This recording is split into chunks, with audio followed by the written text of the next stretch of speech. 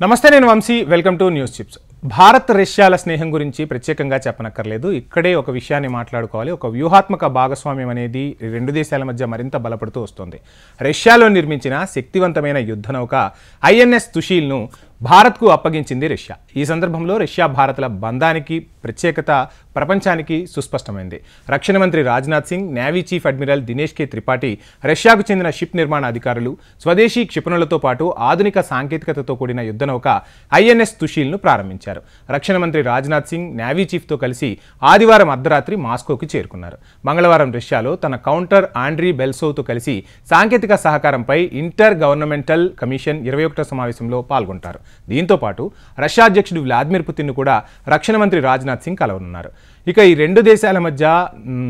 బంధం అనేది చాలా బలపడింది తుషీల్ నౌక రావడంతో నౌకాదళ బలం అనేది మరింత పెరిగింది ఈ యుద్ధ నౌక చేరడంతో అసలు భారత్కి ఎలాంటి ప్రయోజనాలు ఉంటాయంటే సముద్రంలో భారత నౌకాదళ బలాన్ని మరింత పెంచనుంది తుషీల్ ఐఎన్ఎస్ తుషీల్ బరువు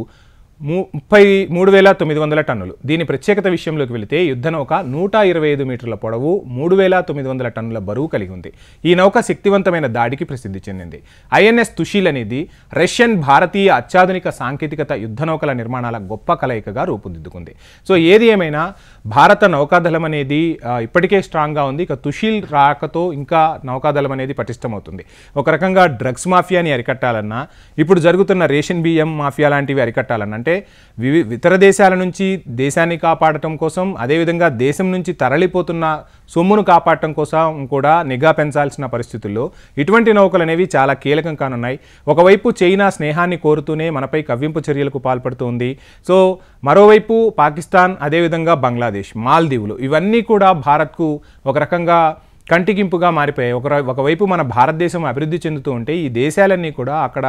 ప్రభుత్వాలు సుస్థిరంగా లేక భారత్పై విషం చిమ్ముతూ ఉన్నాయి అక్కడి ప్రజలను రెచ్చగొడుతూ ఉన్నాయి సో ఈ నేపథ్యంలోనే నౌకాదళం అనేది పటిష్టం అవ్వటం అనేది చాలా అవసరం ఎందుకంటే సముద్ర మార్గం మనకు ఎక్కువగా ఉంటుంది ఈ సముద్ర మార్గం నుంచి శత్రువులు ప్రవేశించడానికి వీల్లేని రీతిలో మన నావికాదళం అనేది పటిష్టంగా ఉంటుంది నిరంతర గస్తీ కాస్తూ ఉంటుంది ఈ నేపథ్యంలోనే తుషీల్ రాకతో చాలా గొప్ప మార్పులు వస్తాయంటున్నారు ఇది నౌకాదళానికి ఒక బలంగా కూడా చెప్తున్నారు ఇక రానున్న రోజుల్లో సొంతంగా జలాంతర్గాములను కూడా భారత్ తయారు చేయబోతుంది ఒక రకంగా చెప్పాలంటే భారత ఆర్మీ ఒక దుర్భేద్యంగా తయారవుతుంది శత్రుమూకలను ఎట్టి పరిస్థితుల్లో ఎలాంటి పరిస్థితులైనా ఎదుర్కోవడానికి సంసిద్ధంగా ఉంటుంది భారత నావికాదళము అదేవిధంగా మిగిలిన దళాలు కూడా ఒక రకంగా రక్షణకు సంబంధించి భారత్ ఎక్కువగా ఖర్చు పెడుతూ ఉంది మిత్రదేశం రష్యా ఒక నౌకను మనకి ఇవ్వటం అనేది ఈ రెండు దేశాల మధ్య స్నేహానికి కూడా ఒక గుర్తుగా చెప్తారు